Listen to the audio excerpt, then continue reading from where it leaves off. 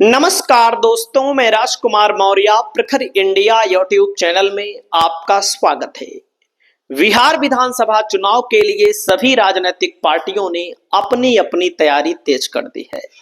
आज की इस वीडियो के माध्यम से आप सभी साथियों को बताने जा रहे हैं आरजेडी तेजस्वी यादव लालू प्रसाद यादव की जो पार्टी है कौन कौन से पासवान नेताओं को मैदान में उतारने जा रही है।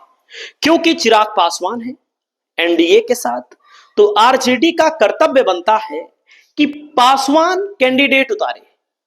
क्योंकि जातिगत आकलन के हिसाब से, जातिगत समीकरण के हिसाब से कोई कितना भी बड़ा नेता क्यों ना हो, किसी भी पार्टी का अगर यादव वोट माना जाता है आरजेडी का, तो क्या बीजेपी को यादव वोट नहीं मिलता है? मिलता है। बीजेपी कैसे लेती है? कैंडिडेट देकर लेती है।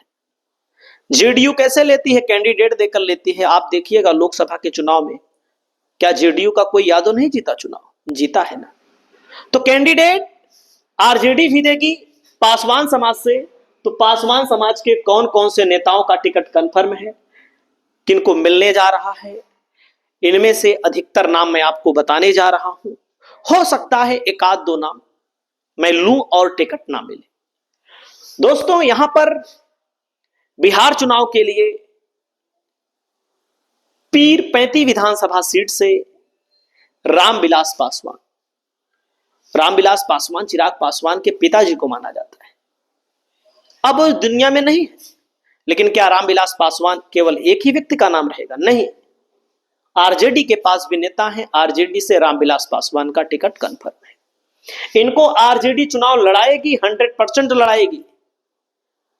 वहीं पर दोस्तों अगला नंबर आता है राजनगर से रामावतार पासवान। 20 में भी लड़े थे और 25 में भी इनको आरजेडी मैदान में उतारने जा रही है पासवान वोटरों को साधने के लिए। वहीं पर दोस्तों अगला नाम आता है मसौढ़ी विधानसभा सीट है। जेडीयू ने नूतन पासवान को लड़ाया था, आरजेडी ने रेखा पासवान को लड़ाया था। तो रेखा पासवान को एक बार फिर से मौका मिलने जा रहा है। वहीं पर दोस्तों अगला नाम आता है बोधगया से हरि माझी लड़े थे, कुमार सर्वजीत लड़े थे। आरजेडी के बड़े नेता के तौर पर जाने जाते हैं, आरजेडी के पासवान चेहरे के तौर पर जाने जाते हैं। कम वोटों के अंतर से जीते थे बोधगया में। हो सकता है इनका टिकट काट कर किसी अन्य सीट पर दिया जाए, लेकिन टिकट कहीं ना कहीं से तो इनको मिलेगा ही। वहीं पर दोस्तों अगला नाम आता है विधायक है अमर पासवान मुचहा विधानसभा से। इनको भी आरजेडी मैदान में उतारने जा रही है, फिर एक बार चुनाव लड़ेंगे। और वहीं पर दोस्तों सारिका पासवान जो आरजेडी की दमदार प्रवक्ता है, अपने पार्टी की बात को, आरजेडी की बात को, लालू प्रसाद और तेजस्वी प्रसाद यादव की विचारधारा को खुलकर सामने रखती है। इनके नाम की भी चर्चा है कि अब की बार इनको आरजेडी मैदान में लाएगी, 100% लाएगी, इनको चुनाव लड़ाएगी।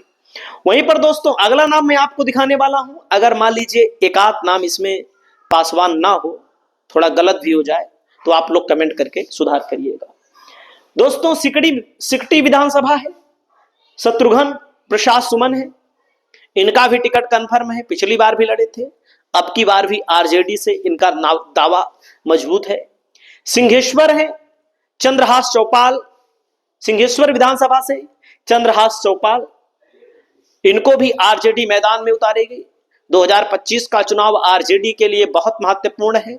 लगातार विपक्ष का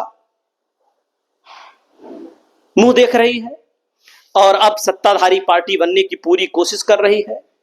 वहीं पर दोस्तों धोरैया विधानसभा में मनीष कुमार के सामने लड़े थे भूदेव चौधरी का भी टिकट कंफर्म माना जा रहा है। एक बार फिर से इनको मैदान में आरजेडी उतारेगी। अलौली विधानसभा सीट से पिछली बार रामवृक्ष सादा चुनाव जीते थे। रामवृक्ष सादा, यहां इस अलौली विधानसभा सीट पर जेडीयू लड़ी थी, चिराग पासवान की पार्टी भी लड़ी थी। चिराग पासवान की पार्टी तीसरे नंबर पर थी।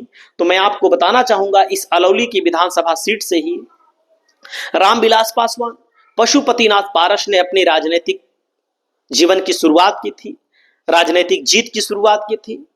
तो इस सीट को भी पासवान आरजेडी अपना लड़ाएगी अपना प्रत्याशी रामवृक्ष सादा को, उधर बीजेपी गठबंधन से चिराग पासवान लड़ेंगे, चिराग पासवान की पार्टी लड़ेगी।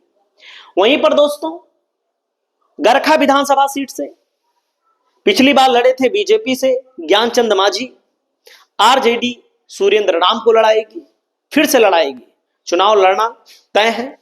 वहीं पर दोस्तों त्रिवेणीगंज से पिछली बार वीणा भारती चुनाव लड़ी थी, अब की बार संतोष कुमार यहां से मैदान में उतारने जा रहे हैं फिर एक बार से, पिछली बार भी लड़े थे, जेडीयू से वीणा भारती लड़ी थी। वहीं पर दोस्तों सिमरी बख्तियारपुर में यूसुफ सलाउद्दीन का नाम आ गया है, ये तो पासवान नहीं है, और मुकेश सहनी लड़े थे वीआईपी पार्टी से और खुद तो चुनाव हार गए थे, खुद चुनाव हार गए थे 2020 में एनडीए से लड़े थे और इनके 4 विधायक बने थे। एनडीए ने इनको वोट लेने के लिए साथ लिया, वोट जब पा गई वो अपना कैंडिडेट दिया, एनडीए ने शर्त लिया कि सीट हम आपकी पार्टी के लिए देंगे, कैंडिडेट हमारा होगा। ये हार गए, इनको एमएलसी वगैरह बनाया गया, मंत्री वगैरह बनाया गया, तब भी संतुष्ट करने के लिए सहनी निषाद समाज को, लेकिन सहनी की पार्टी को ही तोड़ लिया बीजेपी ने। दोस्तों अगला नंबर आता है मकसूदनपुर, देवेंद्र कुमार लड़े थे और इधर आरजेडी से सतीश कुमार लड़े थे, तो सतीश कुमार को मखदुमपुर सीट से एक बार फिर से सतीश कुमार को आरजेडी मैदान में उतारने का फैसला कर रही है। रजौली विधानसभा से पिछली बार कन्हैया कुमार बीजेपी से लड़े थे, बीजेपी जेडीयू का गठबंधन था, प्रकाश वीर आरजेडी से लड़े थे, प्रकाश वीर को आरजेडी एक बार फिर मौका दे सकती है।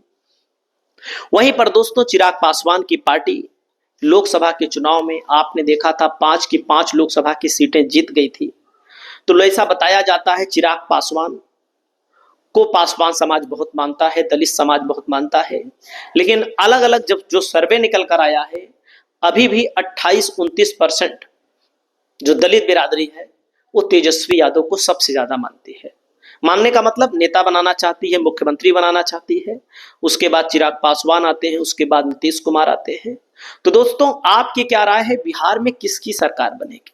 हम किसी पार्टी से नहीं, किसकी बनेगी आप लोग कमेंट करके बताइए, और जो प्रत्याशियों के मैंने नाम लिए अगर इसमें कहीं पर गलती रह गई हो तो आप लोग कमेंट करके बताइए, और जो दावेदार हैं आपकी नजर में आपको लगता है कि इनको टिकट मिलना चाहिए उनके भी नाम बताइए, और मैं आपको मिलूंगा फिर नई वीडियो में। तब तक के लिए बहुत बहुत शुक्रिया अदा करते हैं आपका, और आपसे अपील करते हैं कि हमारी वीडियो को अधिकतम संख्या के दायरे में लोगों के पास शेयर जरूर करिएगा। बहुत बहुत धन्यवाद, बहुत बहुत शुक्रिया, बहुत बहुत आभार।